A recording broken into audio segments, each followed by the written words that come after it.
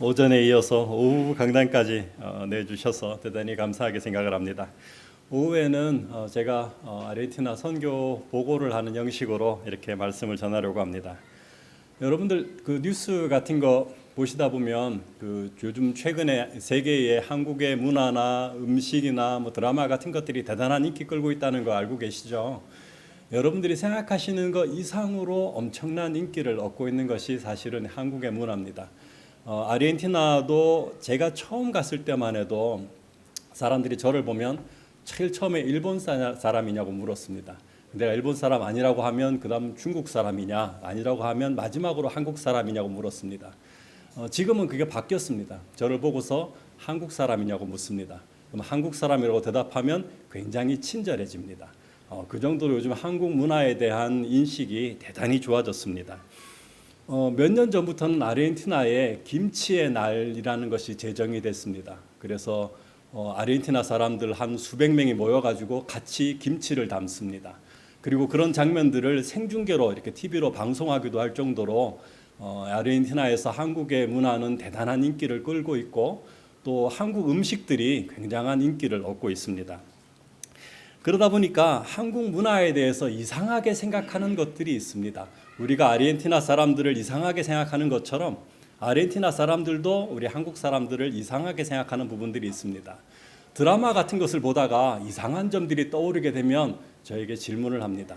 우리 교회 청년들 몇 명이 저한테 와가지고 이런 질문을 한 일이 있었습니다. 목사님, 한국 사람들은 사랑한다는 것을 어떻게 표현합니까? 라는 질문을 했습니다. 이게 무슨 말이냐면 한국 드라마 좋아하니까 넷플릭스 이런 걸 통해서 한국 드라마 전부 다 보거든요. 심지어 제가 안 본 것들 옛날 것들 다 봅니다. 천국의 계단이나 시크릿 같은 거 저는 본 적이 없는데 이 사람들은 그런 거 다 보고 제가 안 본 걸 오히려 더 이상하게 생각을 합니다. 근데 그런 걸 보다가 이해가 안 되는 겁니다. 한국 남녀들은 분명히 사랑하는 것 같은데 보고 있으면 분명히 지금 서로에게 끌리는 것 같은데 손 잡는 것도 굉장히 어색하게 하는 것을 보면서 이상하게 생각합니다.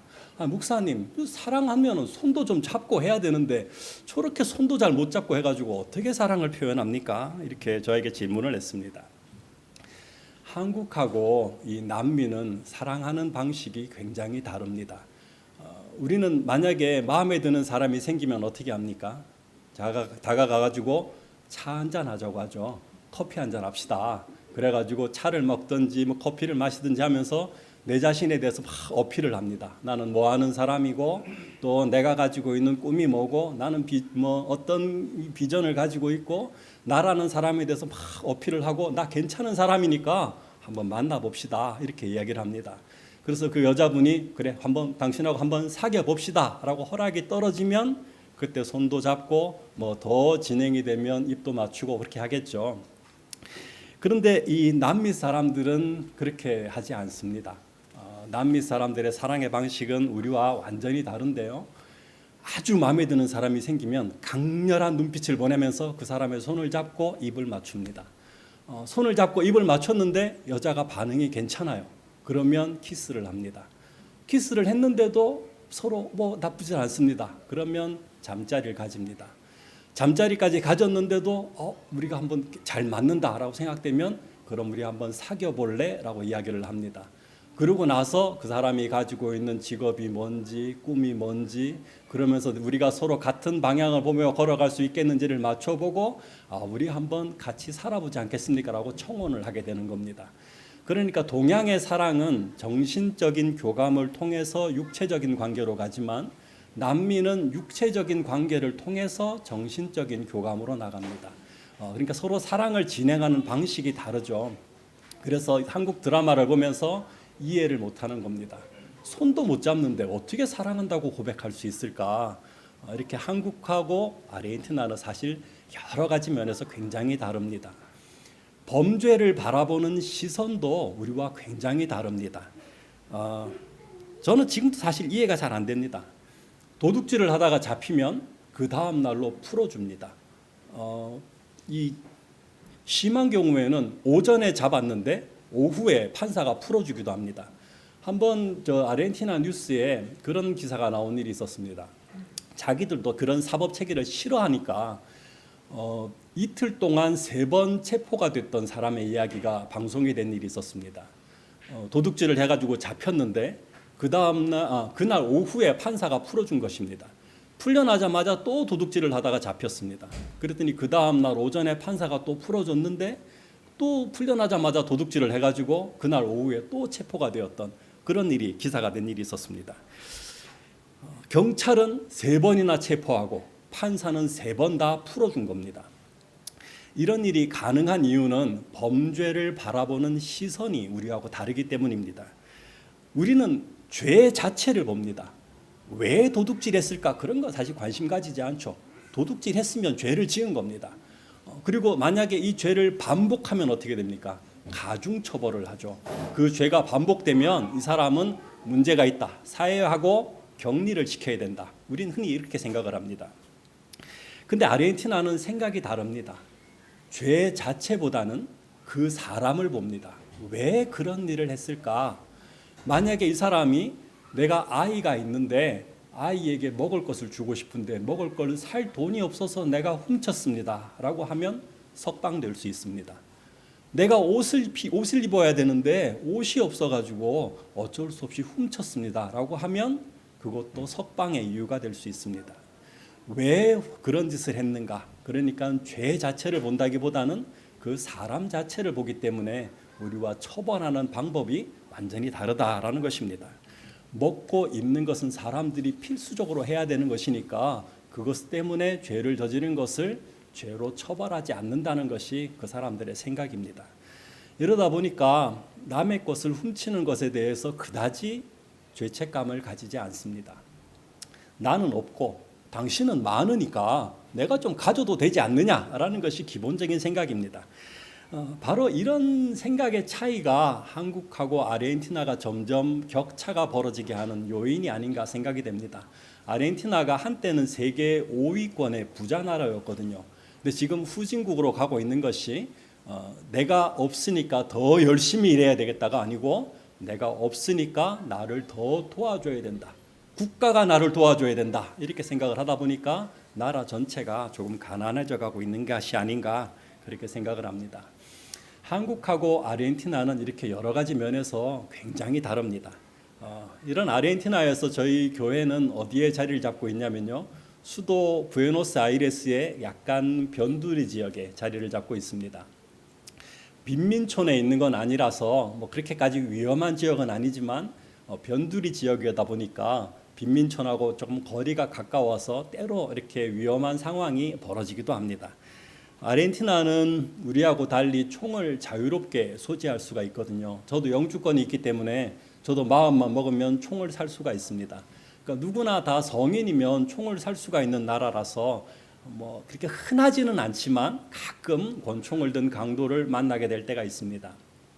언젠가 제가 한번 영상 설교로 말씀드린 적이 있었지만 저희 아들이 초등학교 졸업하고 중학교 3학년 됐을 때 버스 정류장에서 버스를 기다리다가 그 중학교 3학년한테 뭐 그렇게 위협을 해서 돈을 뺏을 일이 있는지 모르겠지만 권총 들이대고 그 아이 주머니에 있는 돈을 다 가져갔던 그런 일이 있었고 저는 교회 이제 예배 끝나고 성도님들 이제 배웅하다가 교회 앞에서 이제 보통 교회 안에서 배웅하고 이렇게 그냥 보내드렸으면 괜찮은데 그날 뭐 자꾸 이렇게 재밌는 이야기를 하다가 저도 모르게 교회 밖에 나가가지고 거기서 배웅하다가 권총 강도를 만나가지고 굉장히 당황을 했던 그런 일이 있었습니다. 그때 제가 말씀드렸나 모르겠습니다. 영화 같은 거 보다 보면 총 든 사람 앞에서 멋있는 모습 보이는 사람들 얘기 가끔 나오지 않습니까? 다 거짓말입니다, 여러분. 권총이 눈에 딱 보이면 아무 생각 나지 않습니다. 내가 지금 뭘 해봐야 되겠다는 생각 자체가 들지 않습니다. 몸이 일단은 굳어버려가지고 제 몸을 뒤지든 말든 그냥 제발 빨리 가라라는 생각밖에 들지 않습니다. 근데 다행히 저는 그렇게 크게 겁이 나지는 않았었습니다. 그래서 그냥 담담하게 서가지고 제 주머니 다 뒤져가도록 그냥 있었는데 그날 저녁에 자려고 누우니까 그때부터 등에서 식은땀이 막 나기 시작을 하더라고요. 제가 당했던 그 순간이 얼마나 위험한 일이었던지 자려고 누우니까 그때 이렇게 실감이 좀 나긴 했었습니다. 이렇게 조금 위험한 지역에 있다 보니까 저희 교회에 출석하는 성도님들이 저는 그 한 사람 한 사람이 얼마나 귀하고 얼마나 감사한지 모릅니다. 사실 아르헨티나에도 큰 교회가 있습니다. 그리고 안전한 지역이 있습니다. 조금 시내 안쪽에 들어가면 교회가 안전하기도 하고 또 큰 교회들이 있으니까 그리 나가셔도 되는데 굳이 변두리에 있는 저희 교회까지 찾아오시는 분들을 보면 저는 그분들이 참 귀하고 얼마나 감사하게 생각하는지 모릅니다. 저희 교회는 사실 굉장히 작습니다. 넓이가 4m밖에 되지 않고요. 길이는 뭐 18m라서 조금 길기는 하지만 넓이가 그렇게 크진 않은 그런 교회이기 때문에 이런 작은 교회까지 찾아오시는 우리 성도님들에게 제가 참 대단히 기쁘고 감사한 마음을 가지고 있습니다. 제가 처음 아르헨티나에 갔을 때 저희 아버님 목사님이 목회하고 계실 때 그때 주된 성도층은 중국 조선족 분들하고 이 볼리비아 사람들이 교회의 주된 멤버들이었습니다. 물론 지금은 다릅니다. 지금은 한국인들하고 아르헨티나 청년들이 5대5 비율로 나오고 있는데요. 조선족하고 볼리비아 사람들이 나오던 교회가 한국인들하고 이 아르헨티나 청년들이 나오는 교회로 바뀌게 된 데는 저는 그 하나님의 은혜가 있었다라고 생각을 합니다. 아까도 말씀드렸다시피 우리 교회는 조금 위험한 지역에 있기 때문에 굳이 찾아올 만한 교회는 아니기 때문입니다. 그래도 이렇게 한국인들하고 청년들이 저희 교회를 찾아오는 데는 하나님의 크신 은혜가 있었습니다. 저는 2013년도 말에 7월 달에 선교사로 안수를 받고 10월 달에 파송을 받고 갔습니다. 조선족들, 볼리비아족 사람들이 이렇게 주축이 돼 있었지만 그래도 저희들 나름대로는 화목한 이 교회 공동체를 이루고 있었습니다. 조금 이따 영상을 보시면 아시겠지만 저는 우리 교회가 조금 더 활력이 있었으면 좋겠다라는 생각에서 주일학교를 조직을 하고 아이들 한 사람 한 사람 생일 잔치를 열어줬습니다. 보통 왜 한 달 다 몰아가지고 한꺼번에 생일 축하를 해주기도 하는데 그렇게 해주지 않고, 왜냐하면 가난한 지역 아이들이 오다 보니까 자기 한 사람을 위한 생일 파티를 열어주기가 좀 어렵거든요. 왜냐하면 아르헨티나는 생일을 굉장히 소중하게 생각을 합니다. 그래서 생일날 어떤 장소를 빌려가지고 파티를 열어주거든요. 근데 가난한 지역에 있는 아이들은 그렇게 하기가 어려우니까 우리 교회에 나오는 아이들만이라도 그 아이 하나만을 위한 잔치를 열어줘야 되겠다라고 해서 케이크를 제 아내가 만들고 머리에다 왕관도 씌워주고 이렇게 초를 불게 하면서 그 아이 한 사람 한 사람을 위한 생일 파티를 열어줬습니다. 그리고 1년에 두세 번 저희들이 야외로 같이 나가서 가족들이 참석할 수 있도록 가족들을 초대해서 야외에서 나가서 예배를 드리게 하면서 저희 교회가 이렇게 조금 더 활력을 가질 수 있게 되도록 애를 썼었습니다. 다행스럽게 이런 소문이 조금 주변으로 퍼지면서 교회 안으로 아이들이 많이 들어오기도 하고 또 가족 단위로 이렇게 예배에 참석하기도 했었습니다. 그러다가 2017년도에 아르헨티나에 큰 위기가 한번 찾아왔습니다.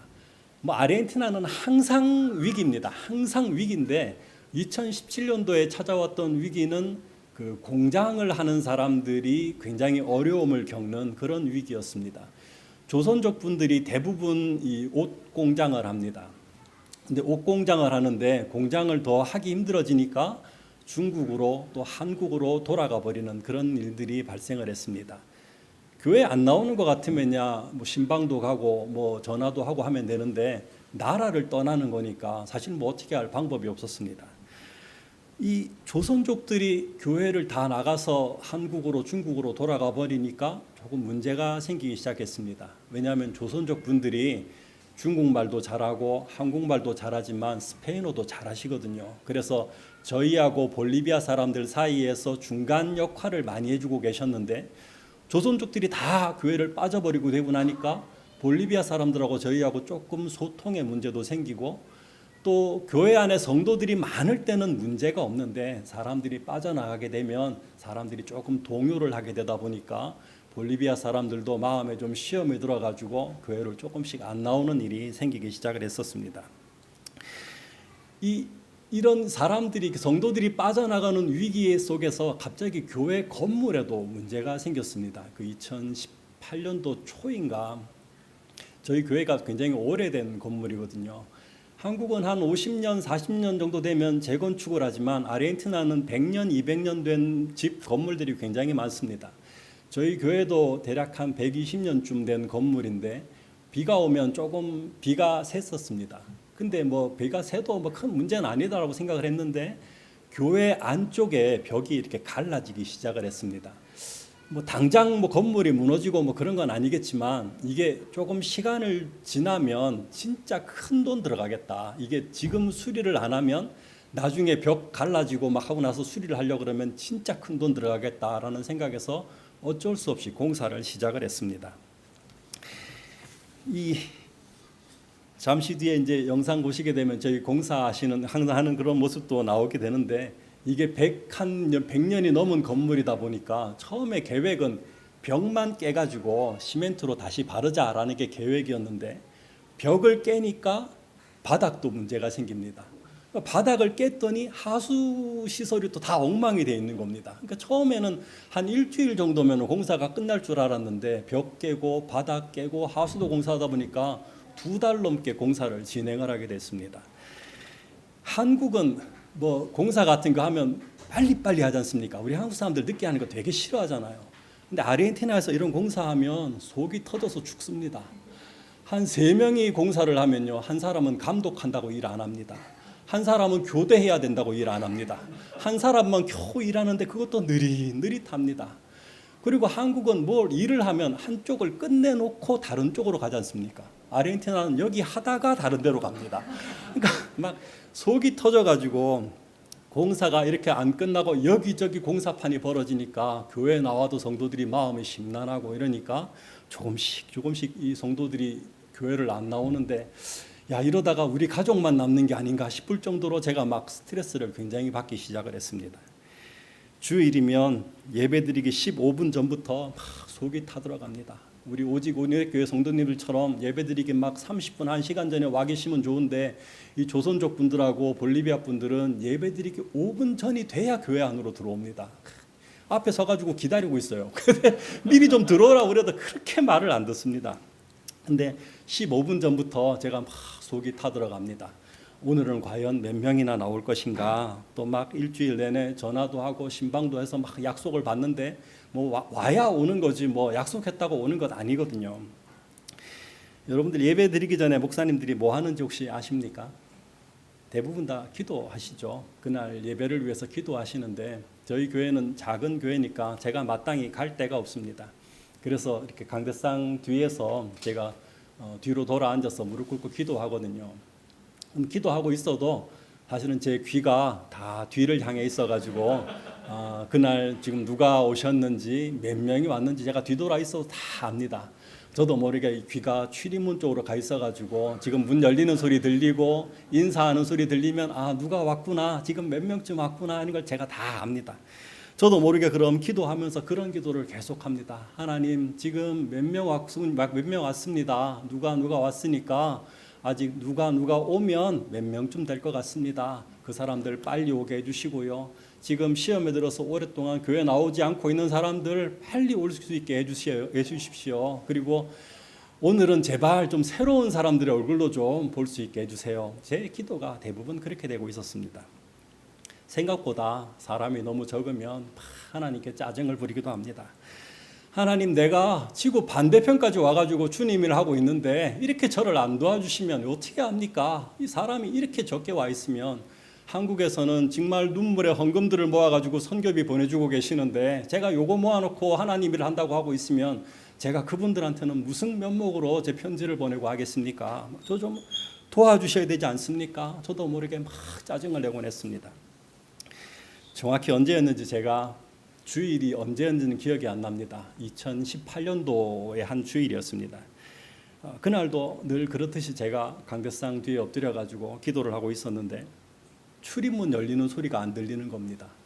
출입문이 열렸다 닫혔다 해야 누가 들어오시는 건데 출입문 열리는 소리가 안 들립니다. 답답한 마음에 저도 모르게 막 하나님께 막 짜증을 부리기 시작을 했습니다. 하나님, 제가 스트레스 받아가지고 진짜 죽어버릴 것 같습니다. 오늘 사람들이 왜 이렇게 안 옵니까? 막 저도 모르게 막 짜증을 막 부리고 있었습니다. 이런 푸념 같은 기도를 막 드리고 있었는데 제 마음속에 한 음성이, 저는 그게 틀림없이 하나님의 음성이라고 생각을 합니다. 제가 그때 받은 충격이 너무 컸기 때문에 제가 이거는 틀림없는 하나님의 음성으로 믿습니다. 그때 제 마음속에 들려온 음성이 이것이었습니다. 예, 너는 나한테 예배 드리려고 사람 모으니, 사람 모으고 싶어가지고 나한테 예배 드리니? 그 음성이 제 마음속에 들렸습니다. 그때 제가 머리를 한 대 막 얻어맞는 것 같았습니다. 내가 목사인데 예배가 뭔지도 모르고 앉아있구나 라는 생각을 했습니다. 목사라는 사람이 지금 뭘 해야 되는지를 모르고 있구나, 뭐가 우선인지를 모르고 있구나. 지금 목사라면 사람이 몇 명이 문제가 아니라 지금 드리는 이 예배 하나님 받아주실 것인지 아닐 것인지 그걸 놓고 기도해야 되는데, 하나님 이 시간에 우리에게 은혜를 주십시오라고 기도해야 되는데 내가 사람 머릿수만 세고 앉아있구나, 내가 지금 뭐가 심각하게 잘못되어 있구나 라는 그 생각에 얼마나 큰 충격을 받았는지 모릅니다. 두세 사람이 내 이름으로 모인 곳에는 나도 그들 중에 있느니라. 하나님 분명하게 말씀해 주셨는데 목사라는 사람이 뒤로 돌아 앉아가지고 강대상 뒤에서 사람 머리수 세면서 하나님 앞에 불평이 나고 있으니까 내가 지금 크게 심각하게 잘못되어 있구나. 제가 그때 얼마나 회개를 했는지 모릅니다. 예배 다 끝나고 성도들 다 돌려보내고 난 다음에 아무도 없는 교회당에 혼자 앉아가지고 막 회개를 하고 있었습니다. 그때 제 마음속에 또 한 번의 음성이 들렸습니다. 저는 지금은 그게 하나님의 음성이라고 믿습니다만 저는 그때는 그게 하나님의 음성이라고는 생각하지 않았습니다. 그냥 제 속에서 나오는 제 이야기일 거라고 생각을 했습니다. 왜냐하면 그때 제 마음속에 들렸던 음성이 이거였기 때문입니다. 나에게 예배하는 자는 내가 정하는 거니까 내가 30명을 보내주겠다, 그렇게 말씀하셨습니다. 여러분, 제가 마음속에 이 생각이 올라왔을 때 제가 뭐라고 했을지 혹시 짐작이 되십니까? 저는 그게 하나님의 음성일 거라고는 생각 안 하고 그냥 제가 제 속에서 떠올린 생각이라고 생각을 했습니다. 그래서 저도 모르게 뭐라고 이야기했냐면 웃기는 소리 하지 마십시오라고 했습니다. 실정 모르는 소리 하지 마십시오. 우리 교회 아르헨티나에 조선족 모이는 교회라고 소문 다 나 있습니다. 조선족 모이는 교회에 어느 한국인이 옵니까? 조선족들 지금 다 공장 문 닫아가지고 한국으로 중국으로 돌아갔는데 지금 30명이 우리 교회에 나올 일이 없습니다. 하나님, 우리 교회 볼리비아 사람들 나오는 교회라고 소문 다 나 있습니다. 볼리비아 사람들 나오는 교회에 어느 아르헨티나 사람들이 옵니까? 볼리비아 사람들, 아르헨티나 사람들이 다 무시하고 볼리비아 사람들하고는 섞이려고도 하지 않는데 볼리비아 사람들 모이는 우리 교회에 아르헨티나 사람들 안 옵니다. 지금 볼리비아 사람들 다 시험 들어가지고 지금 안 나오고 있는데 30명이 지금 갑자기 왜 우리 교회를 찾아옵니까? 실종 모르는 소리 좀 제발 하지 마십시오. 저도 모르게 저 자신에게 그런 소리를 했습니다. 근데 한 달이 지나지 않았을 때 저희 교회로 전화가 한 통 걸려왔습니다. 70세가 넘은 여 집사님이셨습니다. 지금 저희 교회 권사님이십니다. 그분이 아르헨티나 청년들하고 교회를 찾고 있다라는 전화가 저에게 걸려왔습니다. 이게 무슨 말이냐면 아르헨티나의 한국 문화가 대단한 인기 끌고 있다고 말씀드렸죠.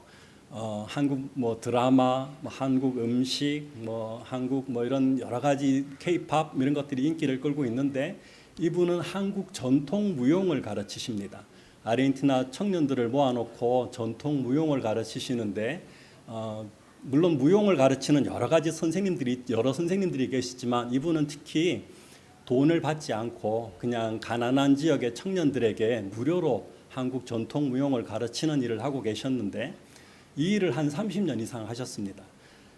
하시다가 갑자기 내가 이렇게 아이들을 모아서 춤만 가르칠 것이 아니고 이 아이들을 교회로 인도해서 하나님의 말씀을 듣게 하고 예수 구원의 복음을 듣게 해야 되겠다라는 생각을 하신 것이었습니다. 그래서 처음에는 큰 교회를 찾아갔다고 말씀하셨습니다. 근데 교회를 찾아갔더니 그쪽 교회에서 기겁을 한 겁니다. 왜냐하면 이 가난한 지역에 있는 청년들, 신앙생활을 해본 적이 없는 청년들이 교회에 와가지고 예배 드려본 적이 없으니까 소란도 떨고 자기들끼리 케이팝 춤도 추고 한국 교회라 그러니까 가끔 막 한복도 입고 막 오고 막 이러니까 교회 분위기가 엉망이 되는 것이었습니다. 이거 우리 교회 청년들 물든다, 문제 생긴다 그래가지고 저 아이들 우리 교회 오게 하면 안 된다고 거기 장로님들하고 집사님들이 막 난리가 났었다는 겁니다. 이렇게 몇몇 교회를 다니다 보니까 그 아이들도 이미 마음속에 심각한 상처를 입고 있었습니다. 한국 교회 여러 군데를 나갔는데 거기서 다 쫓겨났으니까 우리가 왜 교회를 가야 되냐고 마음에 큰 상처도 받고 있는 그런 상태였습니다. 제가 그 전화를 받고 뭐라고 했겠습니까? 몇 명이냐고 물었습니다. 그랬더니 그 아르헨티나 청년들하고 그 청년들을 지도하는 한국인들하고 해서 30명쯤 된다라는 이야기를 했습니다. 저는 그 이야기를 듣는데 몸에 소름이 돋았습니다. 내 마음속에 들렸던 그 음성이 내 소리인 줄 알았는데 그게 하나님 음성이었구나라는 것을 그때서 깨닫게 되었기 때문이었습니다. 그러면서 머릿속에 이런 생각이 듭니다. 하나님이 여러 가지 준비를 하게 하셨구나. 우리 교회 공사한다고 다 부셔가지고 그 2달이 넘게 공사를 하게 하신 것도 조선족들이 볼리비아 사람들이 교회를 나가게 하신 것도 우리 교회를 조금 젊은 교회로 또 아르헨티나 청년들하고 한국인들이 나오는 젊은 교회로 바꾸기 위해서 하나님께서 여러 가지 준비를 하셨구나라는 것이 제 마음속에 떠올랐습니다. 물론 이렇게 모인 청년들하고 처음에 우여곡절이 굉장히 많았습니다. 기도하자고 해도 눈을 안 감습니다. 저는 왜 눈을 안 감는지 이해가 안 됩니다. 교회 기도 막 하고 나서 눈 떠보면 다 저를 쳐다보고 있습니다. 거기다가 제가 설교가 조금만 재미없으면 다 핸드폰 쳐다보고 이거 손가락으로 핸드폰 움직입니다. 그래서 제가 그 아이들을 듣게 하려고 제가 설교를 너무 쉽게 하면서 그림 보여주고 사진 보여주고 하면서 어떻게든지 집중을 시켜보려고 참 애를 썼었습니다. 그리고 이 아이들이 한국 음식들을 너무 좋아합니다. 얼마나 잘 먹는지 모릅니다. 그 덕분에 제 아내가 한 달에 한 번씩 김치를 담궈야 했습니다. 요번에 한국에 제 아내가 나와서 손 수술을 한 것도 방아쇠 증후군이 생기고 손에 염증이 생기고 한 것도 일을 너무 많이 해가지고 그래도 저하고 제 아내는 되게 좋았습니다. 왜냐하면 이 아이들이 하나님이 보내신 사람들이다라고 분명히 믿어졌기 때문에 참 제가 하여튼 되게 좋았습니다. 이 아이들이 어느 순간 교회에 적응을 하고 예배에 적응을 해나가니까 아이들도 조금씩 변하기 시작을 하더군요. 처음에는 그렇게 예배 기도도 눈 안 감고 하더니 어느 순간에 자기들도 찬양을 하고 싶다는 얘기를 했습니다. 다른 교회 보니까 찬양 가운도 있고 찬양을 하던데 우리들도 하면 안 되겠느냐. 제가 반대할 이유가 없죠. 근데 아이들이 찬양을 하겠다고 마음을 먹으니까 하나님께서는 지휘를 할 수 있는 사람을 보내주시더라고요. 또 지휘를 할 수 있는 사람을 등록시켜가지고 아이들에게 찬양을 가르치게 하시고 또 이렇게 예배 중에 찬양을 하도록 해주셨습니다. 저희 같은 작은 교회에 지휘하시는 분이 오고 반주하는 분들이 온다는 게 참 쉽지 않은 일입니다. 오지근의 교회는 참 반주도 사모님도 아름답게 하시고 하시지만 작은 선교지 교회에 반주 찬양 이런 거 인도하시는 분이 오는 것은 참 쉬운 일은 아닙니다. 그래서 제가 어느 순간부터 이제 예배도 바꿔야 되겠다라고 생각을 했습니다. 그전에는 제가 스페인어를 잘 못하니까 그냥 한국어로만 예배를 진행을 했는데 이 아이들이 예배에 완전히 적응하도록 하기 위해선 내가 스페인어를 예배에 도입하는 수밖에 없겠다라고 해서 예배를 다 스페인어로 바꿨습니다. 찬양도 제가 유튜브를 보면서 정말 열심히 연습을 해가지고 찬양을 전부 스페인어로 바꾸고 사도신경도 주기도문도 성시교도 가는 것도 전부 다 스페인어로 바꿨습니다. 설교는 어떻게 할 수가 없더라고요. 제가 설교도 스페인어로 그냥 읽으려고 했었는데 설교는 제가 읽으니까 뭐라고 해야 되나요? 이게 뭔가 좀 그게 은혜가 너무 없어가지고 설교는 어쩔 수 없이 제가 한국말로 하고 대신에 통역기를 사용해서 아이들은 그 이어폰을 꽂고 스페인어로 설교를 듣고 그 외에는 전부 다 스페인어로 이렇게 바꿨습니다. 그 덕분에 저희 교회로 새로 오는 분들은 굉장히 당황을 합니다. 한쪽에서는 스페인어로 찬양을 하고 한쪽에서는 한국말로 막 찬양을 해가지고 어느 나라 말로 찬양을 해야 되는지 중간에서 처음에 오시는 분들은 좀 당황하기도 합니다. 그래도 저는 다양한 언어로 함께 찬양할 수 있다는 것, 다양한 소리로 함께 기도할 수 있다는 것, 이게 얼마나 감사한 일이고 정말 행복한 일인지 모릅니다. 물론 2019년도에 저희도 코로나가 터지면서 굉장히 큰 타격을 받았습니다. 저희가 그 작은 교회에 2019년도 코로나가 터지기 2주 전까지 앉을 자리가 없었거든요. 그때 참 저는 행복했는데 그래서 문 닫기 싫었습니다. 코로나가 터지든 말든 문 닫기가 싫었는데 그 법적으로 강제적으로 문을 닫으라는 그게 떨어지는 바람에 1년 반 동안 교회 문을 닫아야 됐습니다. 그때 많은 청년들이 이제 교회를 떠나게 되었고 지금 2020년도 후반기부터 다시 예배를 시작하게 되면서 아직 그때만큼 회복을 하지는 못했습니다. 그래도 조금씩 이렇게 다시 돌아오고 있고 아마 시간이 더 지나면 다시 우리가 함께 그렇게 다양한 소리로 찬양을 하던 그런 교회로 세워져 갈 것이다. 그렇게 믿고 있습니다. 성도 여러분, 저는 우리 부족한 선교지 교회를 위해서 우리 성도님들이 얼마나 많은 기도를 해주시고 또 얼마나 힘드신 중에도 헌물을 해주고 계시는지를 잘 알고 있습니다.